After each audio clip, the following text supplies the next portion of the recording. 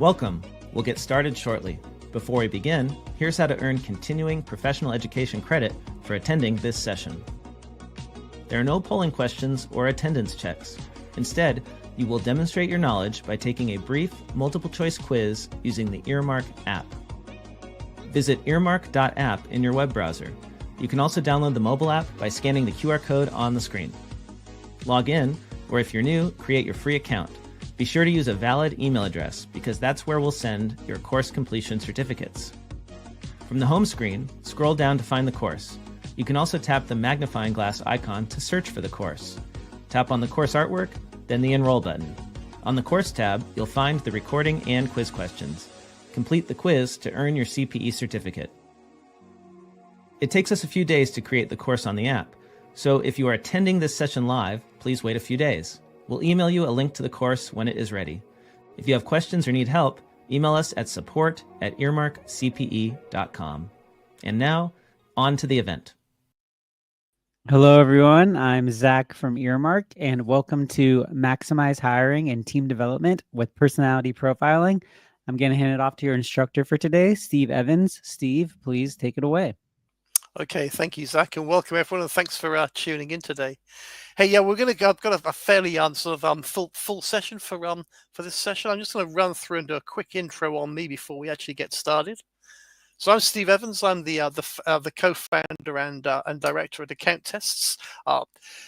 I'll give you a quick background on me. So I'm not an accountant. My background is very much around HR, specifically within the public sector in the UK in the health service, and then much later on, I spent a long time in financial services and banking as well. I got particularly interested in psychometric testing, which is largely what we're talking about today. Around about sort of mid-90s or so, we were trying to spend a lot of time hiring and developing very hard to find people. A bit the way you guys struggle to find accountants, we also struggled the way we'd actually go about finding doctors and nurses and other healthcare professionals. So I got into the idea about actually getting professionally trained in psychometrics, which is effectively tests of ability and also personality, and spent a good 5 years of my career getting qualified in most of the world's most sort of popular and well-known assessments, and then applied those for I guess now knocking on 30 years in different settings, just mostly supporting people in making recruitment and selection decisions. So I feel pretty comfortable around psychometrics and around personality in particular.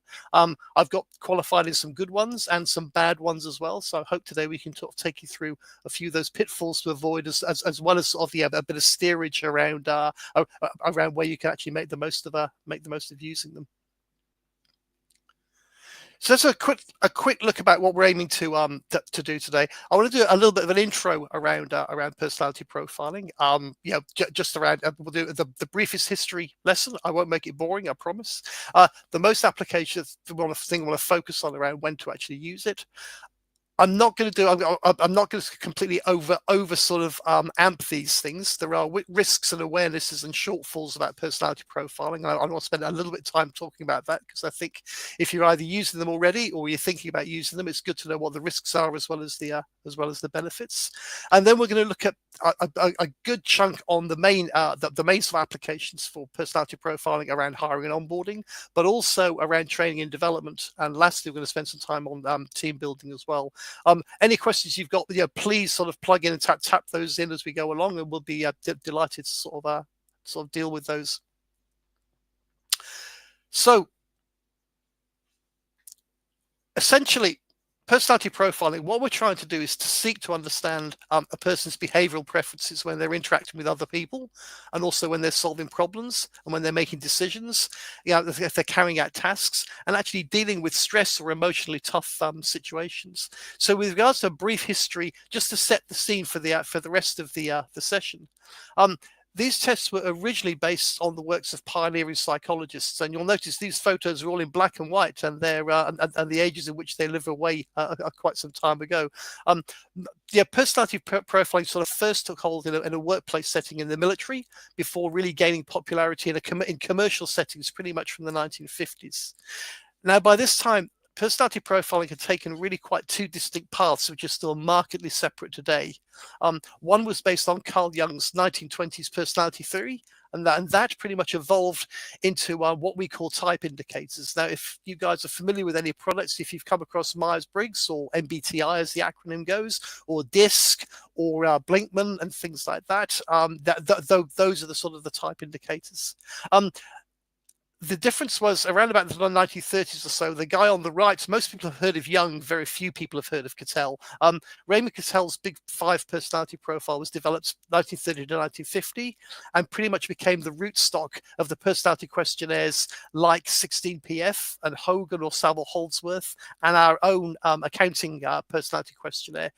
The Big Five model is pretty much accepted by occupational psychologists as a far superior personality profile method than type indicators.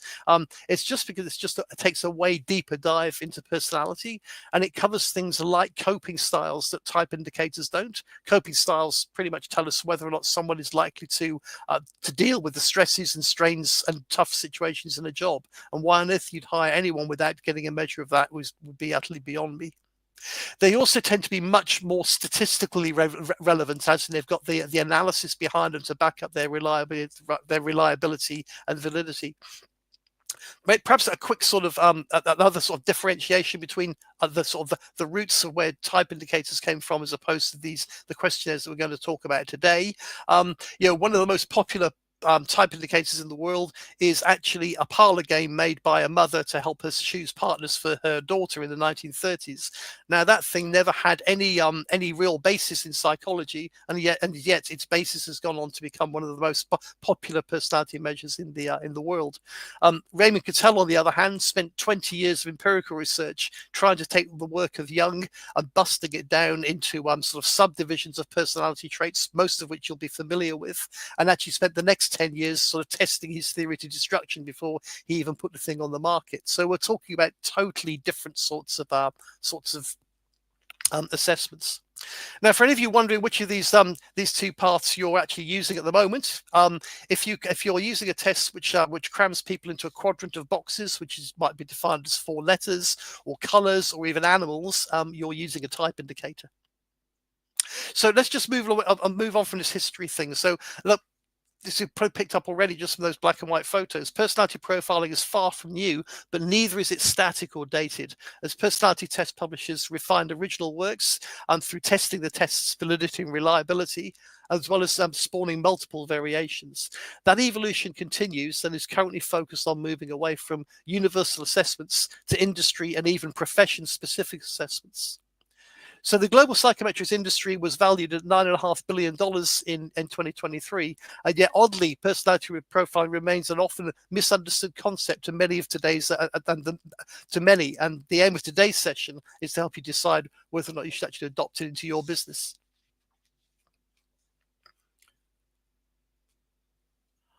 All right, so most employers are using personality profiling to support the decision-making when they're hiring new staff, they're developing the careers of their existing staff, and actually taking a step further and actually building up effective teams as well. Perhaps the biggest reason for using them, I think, is for time efficiency. Personality profiles quickly uncover information that is critical to the success or failure in hiring and development settings.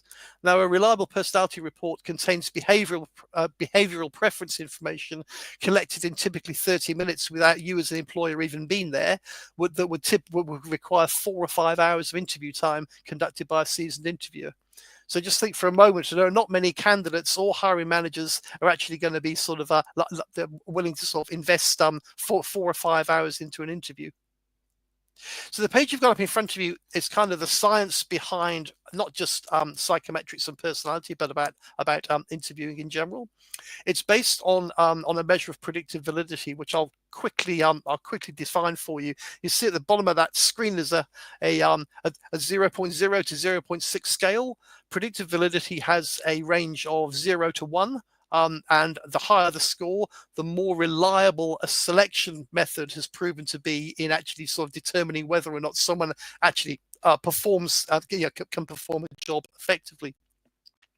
So perhaps the first thing to note is that on all of the measures we've listed, which covers almost all of them. They're used in hiring processes.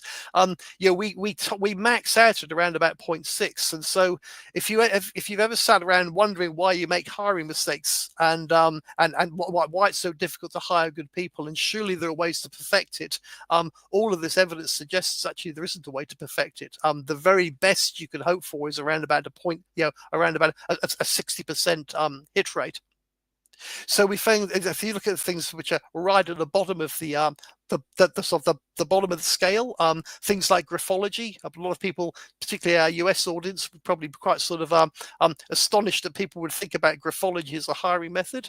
It was very popular in France up until just 20 or 30 years ago. But graphology has no real correlation between how good what somebody's handwriting looks like and whether they can perform a job.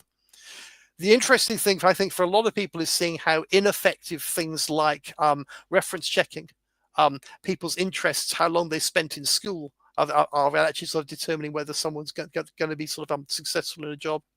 And then as we move up, some of the better scoring ones, they're good at predicting some parts of a job. So, for example, towards the top, you can see there are work sample tests and ability tests. They're very good at proving ability and skills, but to be successful in a job, ability and skills is just a tiny part of that.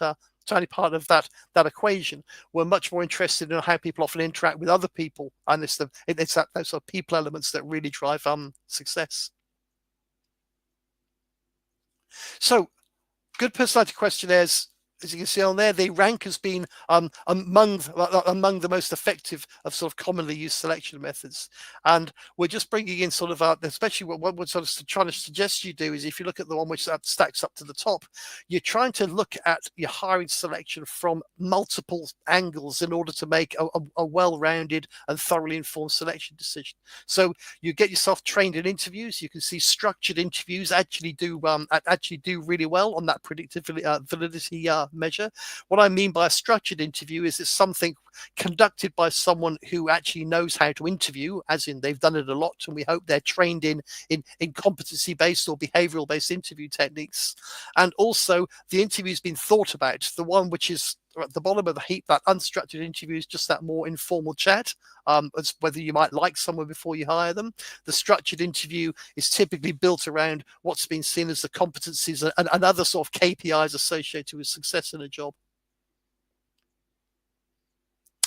All right, so let's move on from some of the science and take a look at the actual sort of when people typically apply it. I'm going to return to this slide a few times as we go along, but those sort of core reasons where people are applying personality is, the hiring and onboarding process is the lion's share for sure, and then there's the training development of existing individual team members, and then actually building up effective teams as well. So we're going to cover each of these in much more depth shortly, but first, before we do that, I want to spend a little bit of time. I talked we're going to have a bit of a warts and all sort of look at some of the risks and associated with personality profiling as well. So having talked personality profiling up as a valuable element of a good people good people decision-making tool, users also need to be aware of limitations and risks if they're adding profiling to their hiring processes.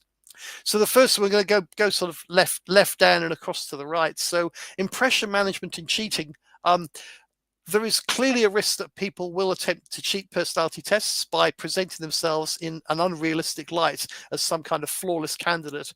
Now, the better personality questionnaires have scales called impression management built into them, where they deliberately look out and actually report on whether people seem to be trying to throw a bit of a curveball at their tests, or whether or not they're answering it openly and honestly. And we're going to move up. We're going to spend a little time looking at that when we actually get onto the hiring element. But in the meantime, thing to be aware of is that some personality measures have impression management scales and some don't. And you just need to be making sure you're picking one that most certainly does. The next one is the tests are just not fit. Tests which are not fit for purpose. So, some tests are pretty much triumphs of marketing over substance, and others have, real sort of clear applications in hiring. Now, for example, the owners of the MBTI or the Myers-Briggs, if you actually sign up and do their course to become qualified, which I did at the end of the 90s, you actually sign a piece of paper promising you will never use it in the hiring process because it doesn't look deeply enough into personality in order to help you make a hiring decision. So it's not fair on candidates, and it's also not fair on employers. The reality is, in the workplace, not everyone actually, people either they don't know about those limitations, or they're happy to overlook it. That actually sort of happy to overlook it and still try and use some tests for purposes for which they were never ever intended.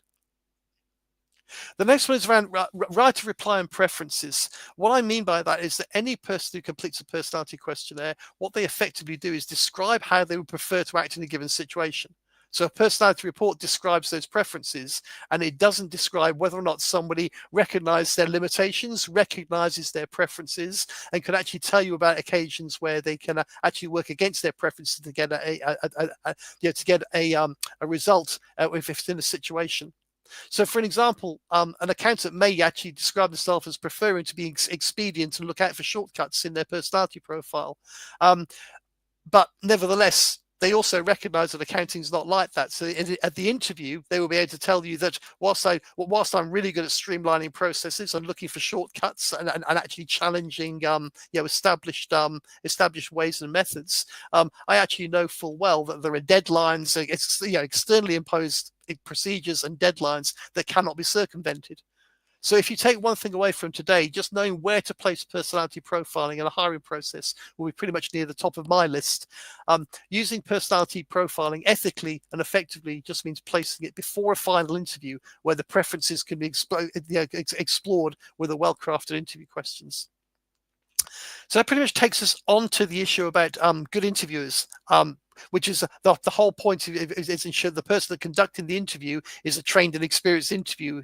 And if you're a smaller firm, I think if you sort of can bring in external support from trusted advisors, HR consultants, or similar people, just to really help your internal people, sort of make those hiring decisions. And if you're hiring often, just make sure you actually get someone trained up in interview techniques, so you're getting the most out of it. The next thing, of course, is around interpretation and support. Similarly, taking time to interpret the reports from these questionnaires is just vital, and drawing on some external expertise, whether it's if it's absent in-house, is a similar prerequisite to running a good hiring process.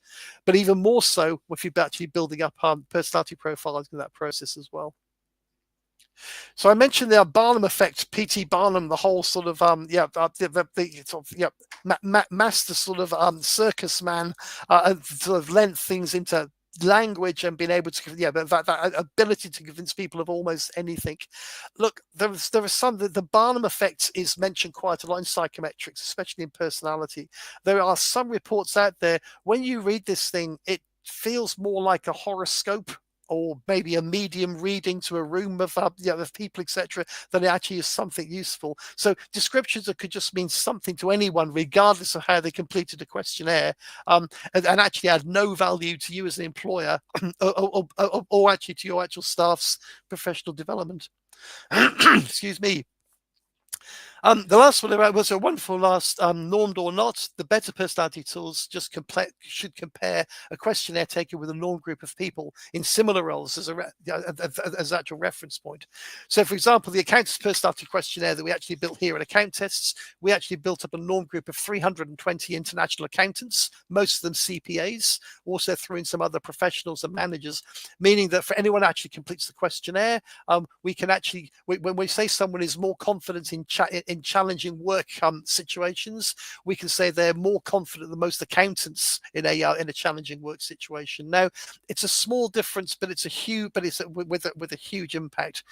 Actually knowing how effective someone is in relation to your national applicant pool of other people in similar roles is where personality questionnaires really come to the fore. And just be acutely aware that type indicators don't do norm groups. The last thing around the limitations is around time limits. And just you have to keep in mind that our personalities do shift over time, and they're influenced by internal and external events outside, both inside and outside of work. So personality reports have a shelf life around about 2 years. So it's always worth checking the date on the report. If you get one of these things out of a drawer and you're trying to use it for someone's personal development or to identify training, etc., if it's more than 2 years old, just ask the respondent to complete a new one. A slight thing on that, that change obviously is more dramatic with people who are younger. Someone who did a questionnaire when they were 26 and they were maybe single, thoroughly enjoying life, having a fantastic social life and not too many worries in the world. If somebody put up that questionnaire when let's say they were 30 and they got their mortgage and their 6-month-old baby and rather a different outlook on life, they're a very different person from the report you've got on that questionnaire. Once people get the other side of 50, a lot of those profiles tend to sort of stabilize a lot. But even so, it's only fair and ethical to ask people to do a new questionnaire if it's more than 2 years old. Okay, so I'm going to pull back to this slide just a quick reminder about where people are actually using personality across those 3 issues of hiring, training, and team developing. And then we're just going to dive straight in and actually sort of look at personality and hiring, which is where most people are doing these things. So if I look back over my sort of 28 years of using personality profiles, 90+% of the work I've done has been in the hiring space. And the inquiries that we get even now about personality profiling are also weighted 90% plus towards hiring. So that trend looks to continue. So most of those inquiries are from employers of accountants who have experienced the poor hiring decision and are just looking for ways to avoid repeating the experience. So what can you expect from adding a personality profile to your hiring experience? Well, first of all, I want you to look at it from a perspective of as well as rather than instead of perspective, which I mean to say is that you insert personality profiling into an existing hiring process. So for most, personality profiles are inserted after an initial screening interview and before a final or maybe more thorough interview. Look, as well as being a practical, logical point, it also covers the that ethical thing I mentioned earlier on, and best practice. It just ensures that employers get the opportunity to ask interview questions about potential concerns, and the candidate has the opportunity to describe how they recognise their personality preferences and occasions where they've worked against their preferences to suit those different situations. Of course, you will also run into people who have a one-size-fits-all and don't adapt to different situations, and that's helping you make an actual informed hiring decision. So at this point, we should really cover the practicalities and logistics of completing a personality questionnaire. So any questionnaire worthwhile considering is going to be available as in an online format. The employment simply selects the personality questionnaire they want and either sends the invitation to a candidate or has their HR or trusted advisor do it on their behalf. So personality questionnaires do not have to be supervised, either remotely or in person. So a candidate simply works through the items in the questionnaire online, most of which typically take between 20 and 30 minutes to complete. So on completion, the employer typically receives a personality report. We deliver ours within 5 minutes. Some consulting firms take several days. So in a hiring decision, where good candidates are hard to find and likely have competing job offers on the table, finding a responsive supplier should be high on your list of priorities. And then on receiving a report, the person is tasked with making a hiring decision. Sorry, the person who is tasked with making the hiring decision would typically run through the sequence. So I mentioned it. I promised earlier on I'll talk a bit about impression management and people actually how people complete a questionnaire. So a lot of the better profiles out there will actually give you a shortened report, often with some text as well, before you just so you can see if you've got a questionnaire that's worth working with. So the one you've got in front of you right now, the central tendency you can see at the top there, a lot of questionnaires will have a range. They'll ask people to agree or disagree with different statements, and people often have a non-committal opt-out option in the middle where they neither agree or disagree. We look out for high scores of central tendencies where people are trying not to give too much away, and that might sort of cause us to ask some questions in the interview about how they went about completing the questionnaire. The infrequency score, it talks about, did someone complete this questionnaire whilst they were making their kids dinner, checking their socials and watching TV, or did they actually sit there and actually work through this questionnaire diligently to actually get it completed? Effectively, the questionnaires, the better questionnaires can look whether people have just got about, well, frankly, it's just a random response. Again, if that score's high, we have concerns about whether or not we've got something we can work with. So the bottom three is where most people have heard of. They have things like social desirability methods. Look, if someone's going for a job, it would be surprising if they didn't spend a bit of time just trying to make themselves look good on the questionnaire. But this particular candidate has done that to an extent. But what we want to know is, have they just gone all out, just trying to present this sort of flawless image of themselves? And so that sort of high social, if there's social desirability and they're faking good, we're actually sort of landing on 9s and 10s. We would actually have to ask ourselves whether or not the questionnaire was worth the paper it was written on. Now, for this particular candidate, they've actually gone the other way. They want to present themselves as a socially desirable individual, but they've actually been really quite harsh on themselves. So you've got someone who's naturally quite self-critical. So the interviewers like to find themselves pushing at an open door when they ask for questions about their shortcomings and where things have gone wrong and what they've actually tried to do to learn from the experience. So if we had this questionnaire in front of us, we would almost certainly be keen to say, look, we've got something here which is a document we can work with before we actually begin the process.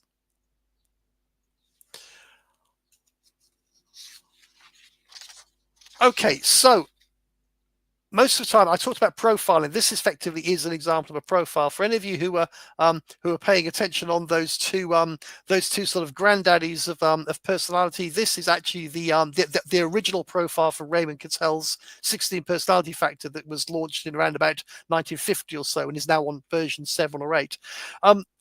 Look, if for lay users such as I suspect most of the people listening into this, the profile, I'm going to touch on it, but I'm not going to go into it in detail, because the good reports give you the actual diagnostics in text that you can use in interviews and actually for development, but everything is effectively driven from the actual profile. So again, having access to support is really helpful in this respect, just while you're getting yourselves up to speed with it. And effectively, you have to just take a look at that profile in front of you. You can see running down the left-hand column are all of the personality traits that are measured. And then if you actually look at the actual sort of scale on the graphic, you'll see there's a 1 to 10 scale running across the top. And then you can see all of those little diamonds are the actually where this particular candidate relates in each of those personality traits on that 10-point scale. So your candidate's profile is pretty much made of where they sit on each scale compared to a norm group of similar people. The further to the left or the right, the stronger that particular personality questionnaire. The other thing to bear in mind is there are strengths and concerns attached to every single scale. So I appreciate the text on what you've got in front of you is quite small, but if you look, the one from the bottom of is actually called perfectionism. So this particular candidate has actually sort of described themselves as actually tolerating states of flux and disorder very well, by not being remotely perfectionistic. So they're likely to live a fairly unplanned life, not pay a lot of attention to sort of planning, organizing, but roll really well with the punches and cope very well during states of flux, during change, or things like that. So their interview questions, if they've done this questionnaire, would be all about the planning and organizing essential for accounting, and all about making sure they actually did hit deadlines. And again, the purpose of the interview is to sort of see whether or not those benefits being able to sort of cope with change are actually also supported by being planned and organized when they need to do it. So for a hiring manager in an accounting firm, these profile charts, look, they're useful. We actually call it personality profiling, but they're actually nowhere near as helpful as practical interview questions to actually sort of support you when you're trying to make a hiring decision. So when you're out there trying to find a decent tool, a personality profile chart should be backed up with interview questions that just address potential concerns associated with the behavioral traits on the chart you saw on the previous page. So in the example you've got in front of you, a candidate for an accounting firm, he reports themselves to be actually on this occasion to be highly conscientious and self-disciplined, which is typically what we actually want out of our accounting candidates. But they want to be asked questions about where their plans have been upended by unexpected events to actually see if they can roll with the changes and be flexible. If some event comes up and just puts a bowling ball straight through their diary, are they okay with that, or are they so planned and organized that they really sort of struggle in those new states of flux? So typically you're looking for, these are competency-based interviews, just trying to see whether they've encountered situations and whether or not you're actually able to gather up some information to actually help you make a hiring decision. So further down, their preference for accommodating the wishes of others, which is great from a customer service perspective, is we actually want there are questions, where we've actually needed to find occasions where they've had to raise accounting or ethical irregularities with assertive or domineering managers or clients who might actually bite them for asking the question. So, of course, how a candidate responds to these questions helps you build up an assessment to combine with the resume information, your reference checks, and the responses to your wider interview questions on whether a candidate is likely to perform in the role and fit into your firm's culture. So let's move on to a next setting. Look, any personality profile worth its weight. Part of it is going to be around the interview questions add value to the pre-employment stage of the hiring process. A good report should help you determine what likely training, development, and coaching priorities should be implemented in the candidate's onboarding process. Should you decide to hiring them. So when it comes to using personality profiling and hiring, the aim is for both the employer and the new recruit to walk into a new employment relationship with their eyes wide open. And that's in terms of agreeing onboarding training priorities, just to get them up to speed as swiftly as possible. The other thing I want to bear in mind, in your sort of talent crunch world that all of you guys are operating in, this has really positive connotations for new staff actually feeling like they're engaged and involved in their new job on day one, and they've actually got some kind of pathway in place to actually assist them in getting there. So I'm going to keep this slide up, and we'll move on to that sort of second element of application rather for personality profiling, which of course is just in identifying and setting direction for professional and personal development. And of course, this has as much a big an application in existing teams as it does when you're actually hiring new people as well. So effectively, we're using for this page, using personality as in a coaching setting where a participant completes a questionnaire as a diagnostic tool to get a snapshot of where their personality preferences sit right now, and then sit down with their coach or manager to explore which of those preferences are likely to assist them in their current job or role, and just to say help them if they're looking to get promoted into, and which preferences might actually sort of hinder their career progression. So the better reports will include suggested career development steps to aid their journey. And again, this is the same report for the same person that had the interview questions. This time around, we'll be looking at that. We talked about this. If in the interview it came up that actually this person, their accommodating nature is actually getting in the way of them being able to have sort of courageous, difficult conversations with aggressive or assertive managers or clients, then of course we've actually got some sort of pointers that built in there to actually sort of aid them with that career development. This is of course a long-term, this is not a short-term fix. This is a long-term career path where could take a number of years to actually sort of get people where they want to be. Which takes us on to a different way of looking at personality from a development perspective. And look at some of the advanced tools out there actually include development plans for people who are actually aspiring to become leaders, senior partners or managers or partners, by just comparing where they sit right now against the ideal profile of the traits associated with success in those particular roles, which just enable people to visualize the gaps between their current state and that future desired state. So the graphic you got up in front of you, the profile with all joined up with all of the lines is an ideal profile for managers, partners in accounting firms. Look, just briefly on that, that pretty much stays the same across differing professions. If we had the ideal profile across law firms or across medical practices, you would find it not particularly different to the senior one for accountants. So the ideal is we take we sort of take this sort of perfect profile, and then we take a look about where somebody is right now, and then we do perform that gap analysis with with one of your coaches or one of your trusted advisors to see, look, if this is your long-term career aspiration, here are a few things you actually might want to start sort of zoning in on and working on.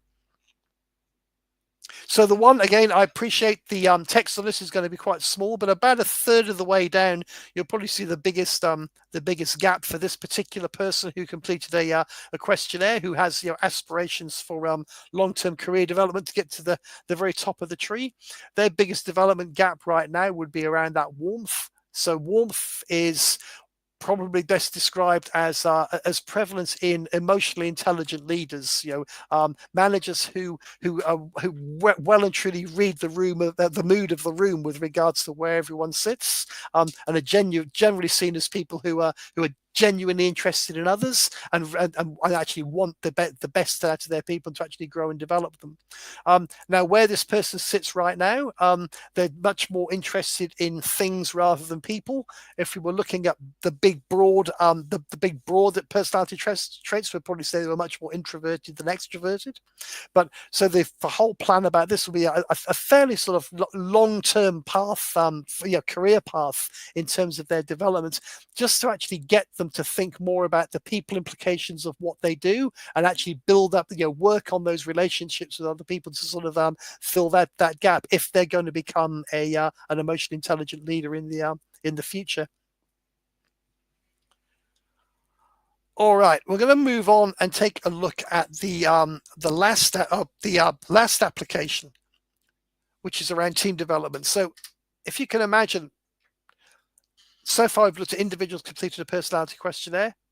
They get a profile. That profile has applications within team development. It also has within hiring and onboarding. It has applications within their own individual sort of personality, professional development and training as well.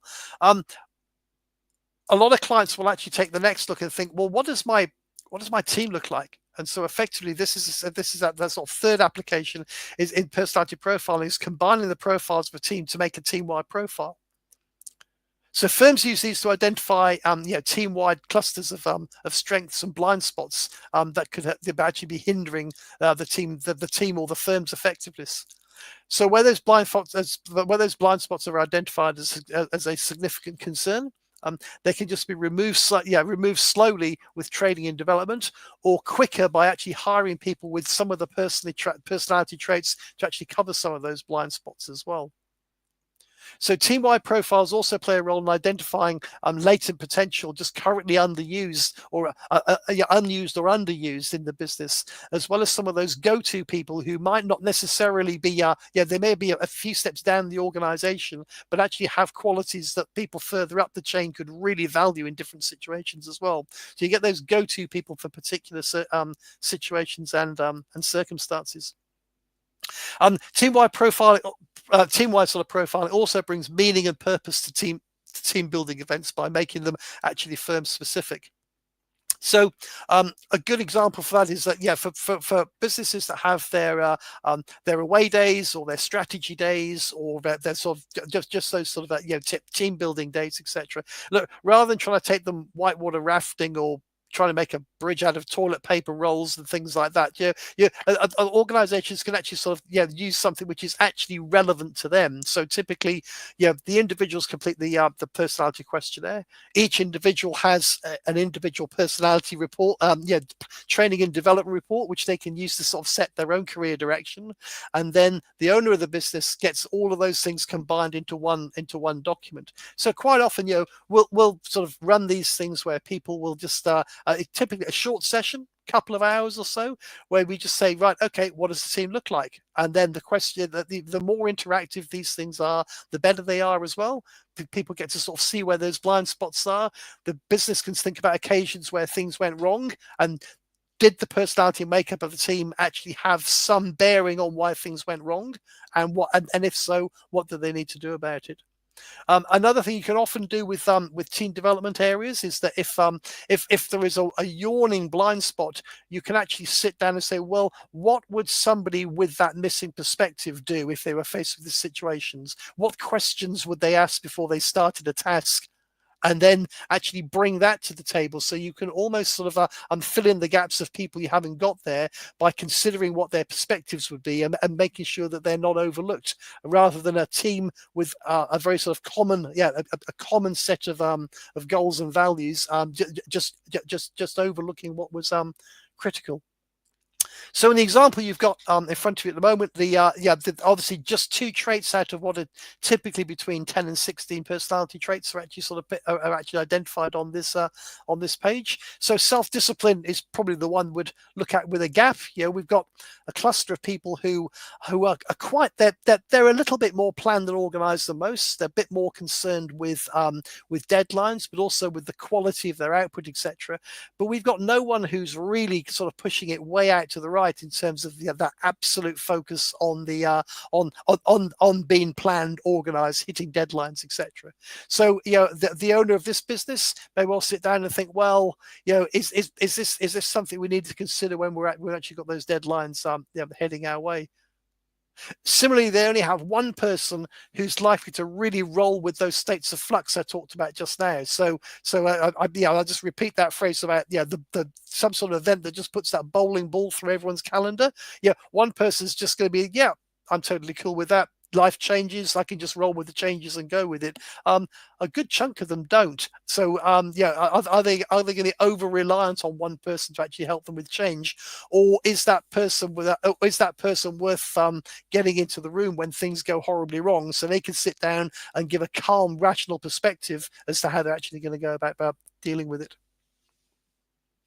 Right, now we're actually getting towards the close of this whole thing now.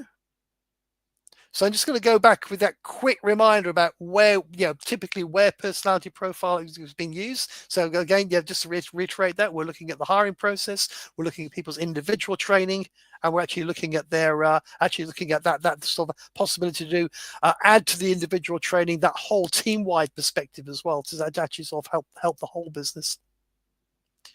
So look, as you've probably guessed, I could talk about personality profiling all day, a few more days yet. But as a more practical alternative, look, I'm actually always genuinely keen to assist all of the people that tune into these webinars with any sort of questions you might have about either introducing personality into a business already, or actually just trying to make the most of the kind of personality things that you're using already.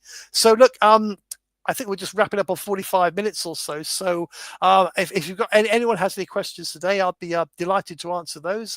If not, look, many thanks for listening. It seems like I have a couple questions, Steve. I'm going to read you one of these. Okay. Personalities change over time. How long does a personality report remain relevant? Yeah, okay. I think we kind of covered that stuff. I mean, typically it's around about sort of 2 years is that ideal length, really. And again, it's just worth reiterating that that the change happens quicker with people who are typically when they're younger, because life is changing around them quite swiftly. But I mean, it's trying to work out that other life events can really both inside and outside of work, and also both positive and very negative can actually affect personality too. Good. This next one, someone asked, I've heard that you can cheat personality tests. How would I know if someone cheated one? And then how would that affect the hiring process? Yeah. Again, it's really if the test has got some of those impression management skills built into it, then you've actually got some scale there to actually look at to say, look, has someone tried to cheat it or not? The thing about the cheating is that it shouldn't be something that actually stops you from hiring someone. People have very different thoughts about how these questionnaires work. Some people are actually genuinely fearful about completing them. They're not quite sure what role they actually play. So it's really a case of walking into that interview, either being prepared to probe and dig in deeper to actually sort of to actually try and cover some of the stuff the personality questionnaire didn't give you, rather than saying, hey, look, I'm not hiring you because I think you cheated the questionnaire. The last thing about that is that the impression management scales can't differentiate between people who genuinely believe they are that good, and it's down to the interviewer to actually sort of try and uncover if they are as good as they say they are. And then the last one I see right now is someone says, I want to hire someone with grit. Is that something you can test for? Yeah. Grit comes up a lot, and I think a lot of people, it's become the subject of a 1,000 TED Talks. Grit it's not a personality profile in isolation. It's pretty much built up of people people who are conscientious and also have that degree of emotional resilience to actually sort of just keep grinding out and not be sort of not be sort of upended by setbacks and difficulties. So I mean, a lot of people. So you can look at how people's coping styles in a personality questionnaire and their conscientiousness, and that will give you a pretty good measure of grit. But what I would say is that grit, actually, as much as it's lauded in TED Talks, it comes with a whole host of risks. I mean, grit is pretty much doing the same thing over and over again and expecting a different result. So it has quite negative connotations of just sort of not really adapting to change and not recognizing why the things that aren't getting you anywhere.